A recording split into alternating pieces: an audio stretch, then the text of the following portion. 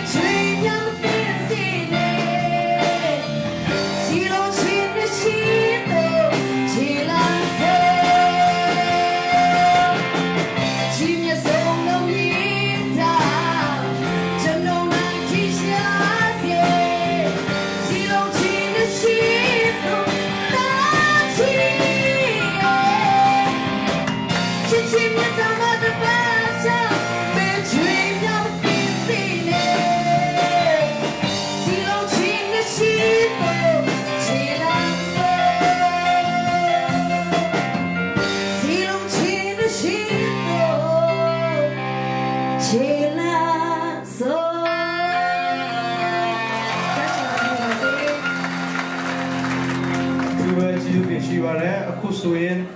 ဇောက်ဖေး